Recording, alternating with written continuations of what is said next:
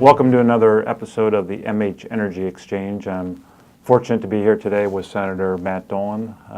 He represents portions of Cuyahoga County in the Ohio Senate, and we're going to talk about some energy issues. So, Matt, thank you very much for being with us. Let's talk a little bit about renewable energy. I think it's interesting that in your first stint in the General Assembly, you were in the House and you voted on Ohio's renewable portfolio standard, which kind of started the renewable energy industry in the state. Maybe you can talk for a minute about the status of the portfolio standard and how you think it's working. Sure. I was happy to vote for the renewable standards, but you might recall that that was not the main focus of what was then House Bill 221.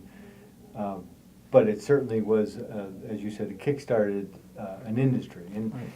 And we need to kickstart the industry, and so because it obviously creates jobs, but also creates lower costs with energy. If the consumer has more choices, if the industry has more competition, it drives down ultimately the prices. So we're in a state of flux now with the legislature prior to me coming back has initiated freezes. The governor's overturned those, and there's an attempt now in the legislature to get rid of the mandates.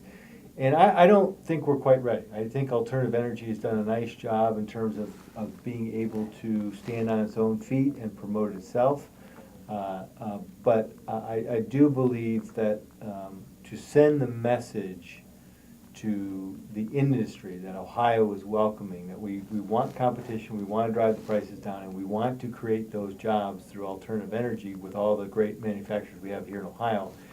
I think that's the value of keeping those mandates. Right. So with no legislation having passed last year, is the portfolio standard in place or is it still frozen right now? So right now it's in place. Okay. So the standards are working, or are the law now. The House has passed House Bill 114, which would get rid of the standards, and it's now in the Senate to revisit that. So there's two issues. One, will it pass? Mm-hmm. And two, will it pass? If it does pass, will it pass with enough votes to override the highly anticipated governor's veto? So any quick guesses? I don't think it will pass the Senate, and I'm more confident that I do not think it will pass the Senate with anywhere near a veto-proof vote. So just a little, I guess, more background. So 2008, 221 passes, and interestingly, it passed unanimous, I think, in the House, and maybe one no vote in the Senate. Shale wasn't anywhere on really the horizon in 2008. Do you think it would have made any difference? I mean, are they connected in your mind in any way, or? Well, they're connected now. Would it have made a difference back then? Because so much was about regulation and deregulation that I'm not sure. In the bill, that was the main subject of the bill, right? Right. So I'm not sure a new industry.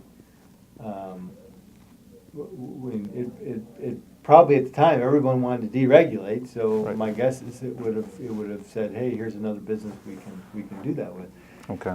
It also would have depended how far advanced it was as compared to the alternative energy, which is starting. So maybe shale would have been part of that side of the equation. Right.